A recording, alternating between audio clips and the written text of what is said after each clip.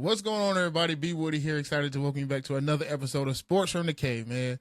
This episode right here is very, very near and dear to my heart, being that the New York Knicks are NBA champions, bro. You don't know how long I've waited to say that, man. I'm so excited. I've been smiling since Saturday. Nothing has bothered me this week.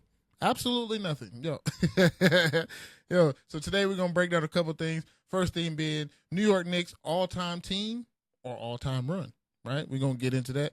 Jalen Brunson, MVP of the finals. We're going to talk about where does he stand in the NBA as of now. We're also going to get into what did we learn about Victor Wembanyama and the Spurs, right? There was another team in there. Somebody had to lose, so we're going to talk about that too. And lastly, we're going to wrap it all up with can the New York Knicks do it again? All right? So that's what we're getting into today. I'm super excited to have y'all here. Thank y'all for being here with me. Let's get it rolling.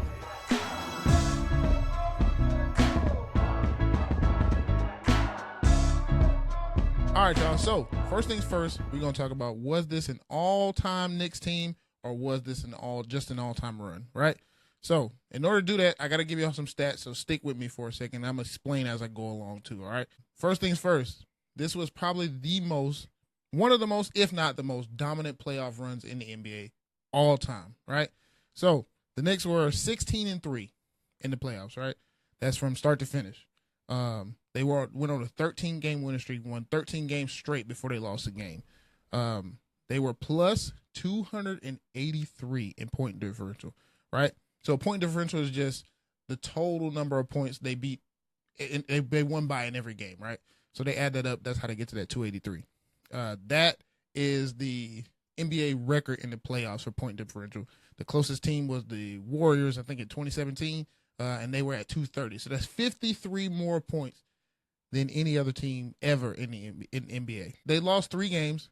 They only lost by the most points they lost by was 4, and that was to the Spurs in Game 3.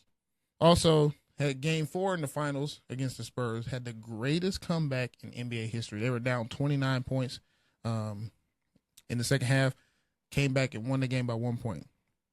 So, super, super dominant run, right? Like, they broke a lot of records. They broke a ton of Knicks team records, but they broke some NBA records too. They played the Hawks in the first round. They lost games 2 and 3, but closed out the Hawks in Atlanta. Listen to these, right? In Atlanta, beat them by 51 points in Game 6, right? That was, I'm not going to lie, that was the most satisfying one for me because I was at Game 3 when we lost in Atlanta, and the Hawks fans were leaving. We were getting on the train. Everybody's yelling and screaming, Hawks in 5, Hawks in 5. CJ McCollum is the Knicks daddy. It was crazy, right? They were having a great time. And I leaned over to one of the Hawks fans that was sitting across us on the train, and I literally said, just wait. It's not over yet, right? It was so satisfying seeing Hawks fans leaving the third quarter because we was up by so much. I think we was up 60-something at one point, but we sent them home with 51 piece, all right? So that was my most gratifying one. Now, then we went on to beat the 76ers. Philly had just beat Boston in 7 games, which was a huge win for them because everybody was expecting Boston to make a run. So for them to go out in the first round was kind of crazy. But they was coming off of that, and we swept them, right? When I swept them, I mean we beat them in 4 straight games. We closed them out in Philadelphia, which we won by 30 points in that game, right, in the closeout game. Then we went on to play the Cavaliers. Cavaliers had a 22-point comeback in the fourth quarter against the Cavs in Game 1, right? And I feel like that kind of set the tone for everything, and we just controlled it after that, right? We swept them, beat them out in Cleveland, again on the road, in which we won by 37 points in that game, right? So we were our best in closeout games. Anytime we had a chance to close the team out, we did it. And then in San Antonio, beat San Antonio in 5. Also closed that out in San Antonio. And like I said, every closeout game Knicks had was on the road. But I will say this. Great run. But when it comes to being an all-time team, now you have to go back and look at the regular season too. And although we won 53 games, the regular season was not the best for the Knicks, right? I'm not going to lie. I was a little nervous going into the playoffs. I was really nervous when we lost that first game to the Hawks. But I got to call this an all-time run, right? The Knicks had it was a roller coaster season for the Knicks. A lot of figuring out. New coach with Mike Brown. They had to figure out how to use the bench. The Knicks had to also figure out how to get the ball out of Jalen Brunson's hands and try to make it easier, get other players involved at specific times. And Cat was huge in that. We finally figured out after that game 3 that we lost to the Hawks, right? I don't know what they did, but something clicked, and you could see it, right? Something clicked, and we found a way to keep Karl Anthony Towns engaged, and he became the quarterback of the team, right? And it literally changed everything. That game 3 loss. So thank you, Hawks. Thank you, Hawks fans. You might not think I would say that, but thank you, because that propelled us to the finals. And I said it in my previous podcast that I posted. The Knicks are up and down, but all they have to do is strike the match and get hot, and you can ride that all the way to the finals. And that's exactly what happened. So I'm proud of myself for calling it, right? But yeah, that really propelled us, right? But that didn't happen until the playoffs, right? So I got to call this just an all-time run. I wouldn't necessarily call this an all-time team. But it was epic. It was epic, and it was a joy to watch, right? It was definitely a joy to watch, and I'm happy that the Knicks finally pulled it out. Man, those guys are forever gonna be loved in New York. That team is forever gonna be talked about. The run is always gonna be talked about, man. It's just a beautiful thing. So shout out to my Knicks, right? Moving on. Jalen Brunson, the finals MVP, right? Jalen Brunson has to be one of the most doubted players in the NBA. Everybody's playing the Becky Hammond clip of her telling Kendrick Perkins that Jalen Brunson is too small. He's not a dude. The Knicks don't have a dude. All of this stuff, right? All these doubts, even during the playoffs, right? He's too short. He's too small. His usage rate is too high. He dribbles the ball too much, which I'm not going to lie, the usage rate and him dribbling the ball too much, I did agree with. But like I said, they found a way after game 3 against the Hawks to get Cat involved and take Jalen Brunson off the ball. Changed everything, literally. At the end of the day, all Jalen Brunson does is win. That's all he does. That's all he does. He had a championship in high school, won 2 championships at Villanova. Now he took a team that the Knicks couldn't win a teddy bear at the fair, okay? And he took them to the finals, won it, and won finals MVP. And that closeout game had a 45-point game, only on the road, right? Like I said, we closed out everything on the road. Jalen Brunson had 45 points in San Antonio to close them out.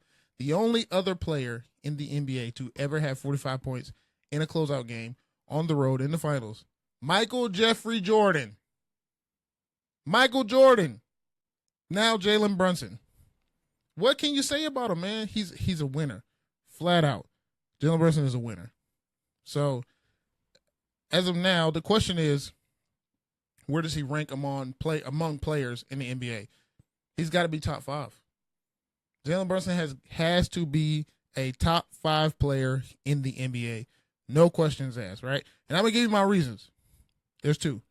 Number 1, he plays in New York. It's the biggest market. It's a pressure cooker. You play in a pressure cooker every single night. All eyes are on the Knicks every single night.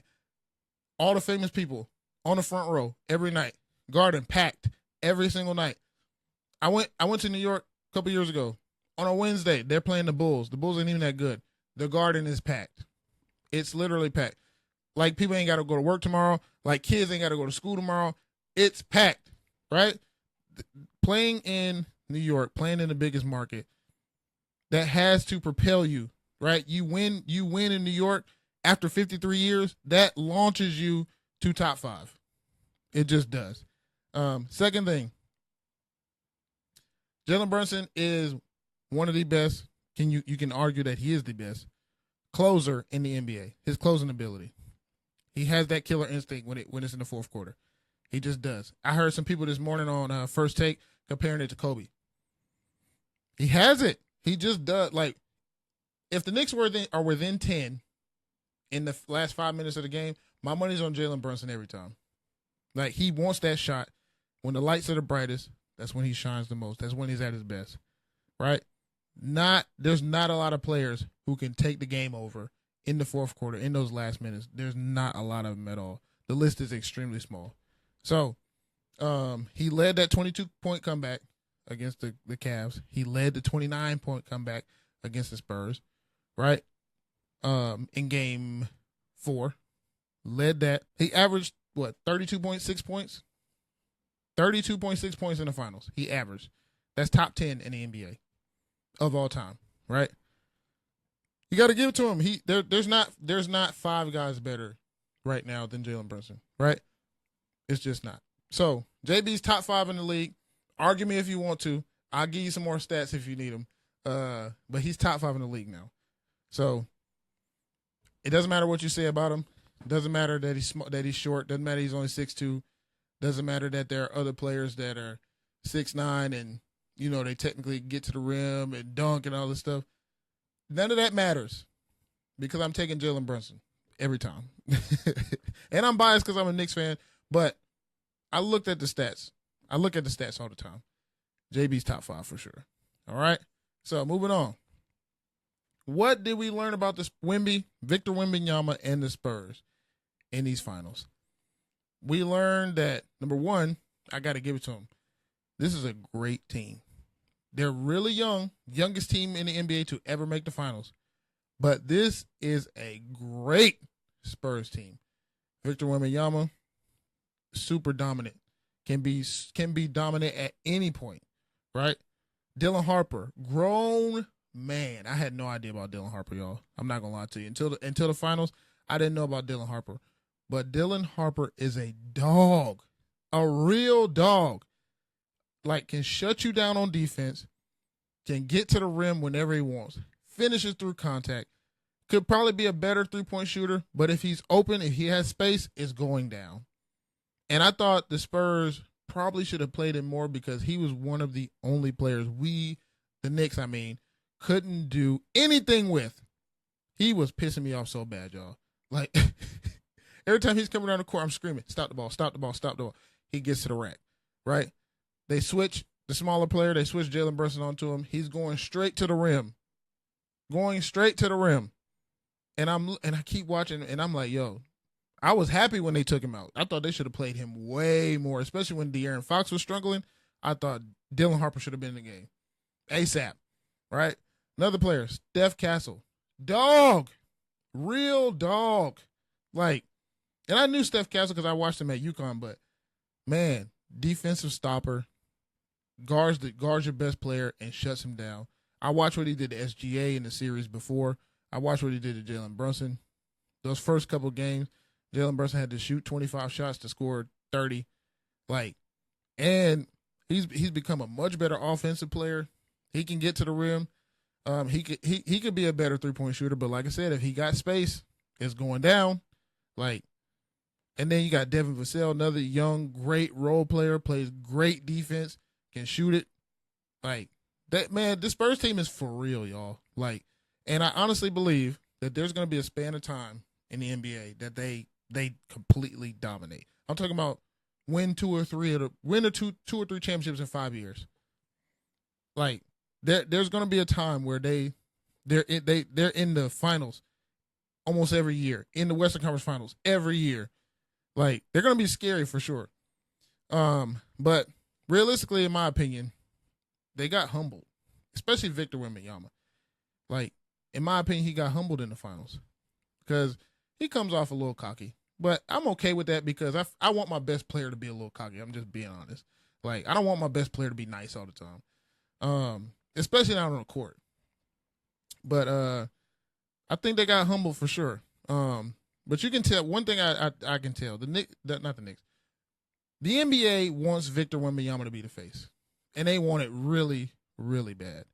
And the reason I know this is because they want an international player right now to be the face.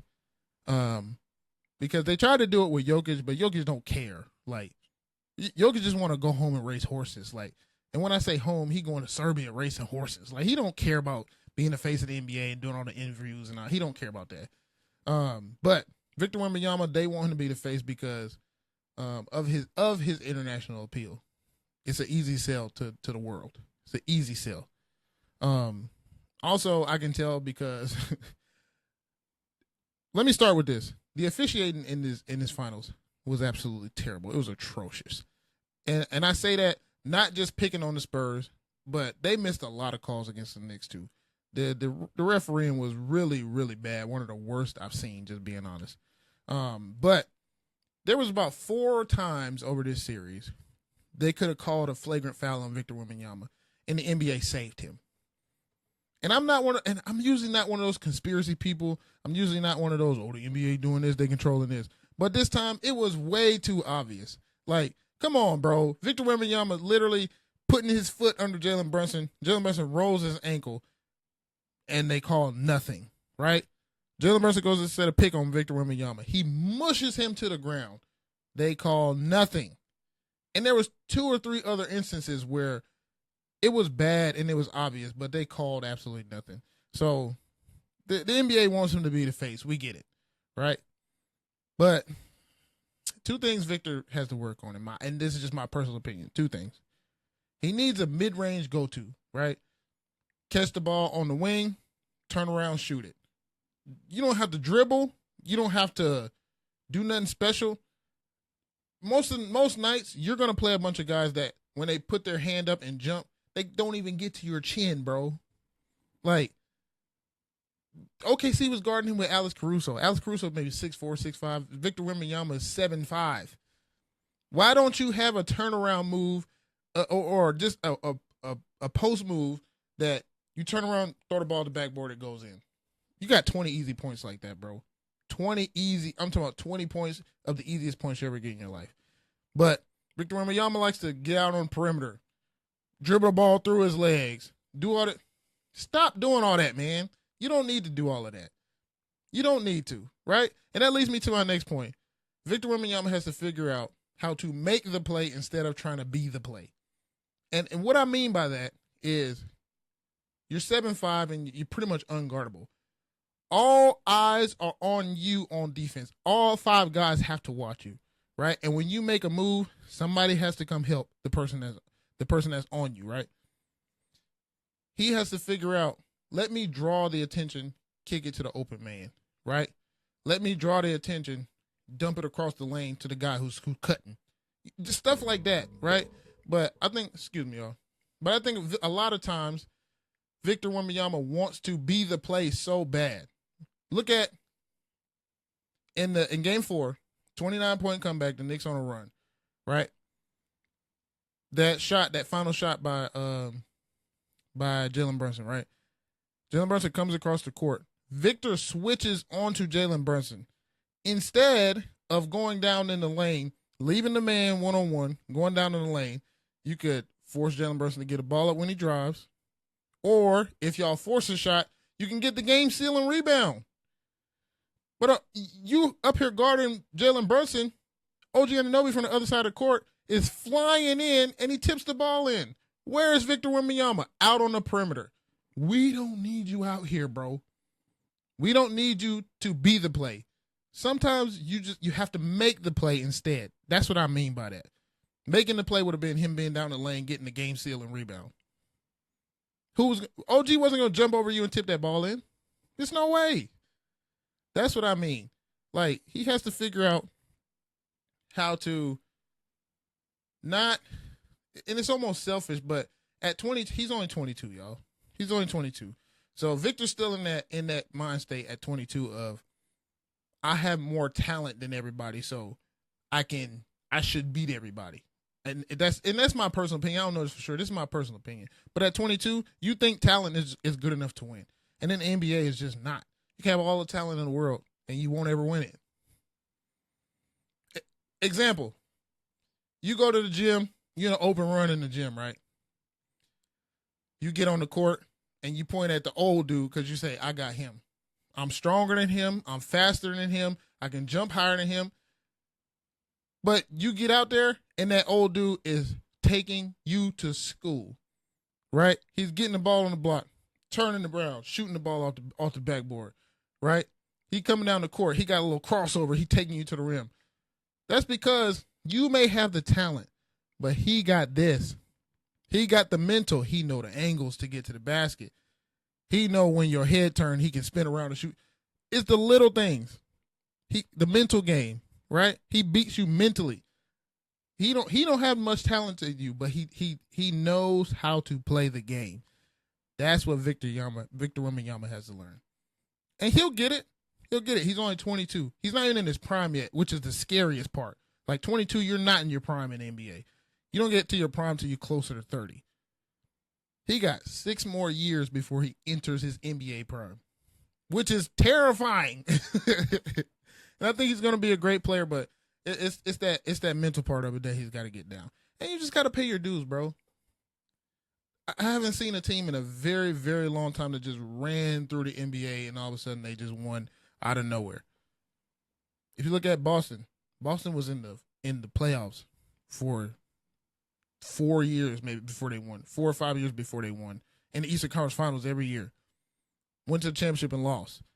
Like, you got to pay your dues, bro. That's a real thing, and everybody all season was talking about experience because it's a real thing. Like, you go through these things, you collect information. The Knicks, in the playoffs, lost in the first round. Went to the semis, lost to the Pacers. Went to the Eastern Conference Finals, lost to the Pacers. Come back the next year. They collected all that information. They changed the team, tweaked the team, and won a chip. So, it's the natural progression too, bro. It just is. All right, so Spurs are going to be a great team for a long time, but it wasn't their time this time. All right, y'all, so we're going to move on to the last topic, right? Can the New York Knicks do it again? Well, it's not tough. I'm not going to say it's tough. But short answer, yes, they can. Yes, they can. Now, it's going to be 10 times harder, right? Number one, everybody has that hangover. It's hard to get over that championship hangover because you spend all summer eating for free, especially the Knicks. Eating for free, drinking for free. Every time you go out, you the talk of the town. Everybody want to take pictures, shake your hand. Like, it's hard for that to not boost your head, right? Somehow you got to humble yourself to come back to the season and say, we got to start all the way over. So that's one thing. And then number two, when you have to play with that target on your back, every team in the NBA knows you won a championship. Everybody wants to size you up. Everybody wants to size themselves up against you, right? Because when you win a championship, you become the standard, right? The Celtics won a championship. The Knicks went out and got big wings. They went and got OG Anunoby. They went and got Mikal Bridges, right? Set the team up to beat you. Teams are going to be doing that in the offseason now. So when you got to play with that target on your back, it's going to be much, much harder. Much harder to do. You're going to get every team's best shot every night, including the worst teams in the league, right? Worst teams in the league, they're going to get up for that game, especially if you're playing in Madison Square Garden. Every season is going to have its ups and downs, but the Knicks' downs were 2 down last year. So that's got to be cut out too, right? You're going to have – it's going to be hard because you're going to have back-to-backs. You're going to play 3-4 games in a week with travel and all of that in between. But the Knicks would go on a great run, look like a dominant team, and then they go on a run and it look like, what is happening, right? So that's got to get cut out too. Like the game, your game has to elevate because now everybody's coming for you. So they're going to have to elevate their game for sure, which I think they can do. They're going to have to re-sign some guys. They're going to have to extend some guys. Karl Anthony Towns, he's going to have to get an extension. JB deserves an extension, especially because he let go of, $100-something million to sign. So they got some work to do. They got to re-sign some bench players. They got to potentially get some new bench players. So it's going to be tough, but it's definitely doable. I think it's doable. Although we haven't had like I said earlier, it's been eight seasons, and we've had a new champion every season. So also, OKC's not going away. The Spurs aren't going away. You got to look out for up-and-coming teams. There's always one team that's going to shoot up out of nowhere.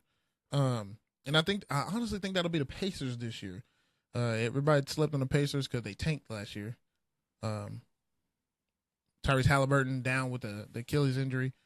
But I think they're going to come back, and they're going to come back with a vengeance. They're going to be good. So it's going to be tough for sure. Eastern Conference is going to be a lot better next year because, JT will play the whole year. Jason Tatum, he'll play the whole year. So got to look out for Boston always. So it's going to be tough for sure. Definitely going to be a lot tougher than it was this year. So the Knicks got to elevate. But I trust Jalen Brunson to lead that team, right? So I think they could repeat potentially. So that being said, man, this was a episode, like I said, that was near and dear to my heart. So I appreciate y'all coming. Appreciate y'all hanging out with me as always. Don't forget, like this video, subscribe to the channel.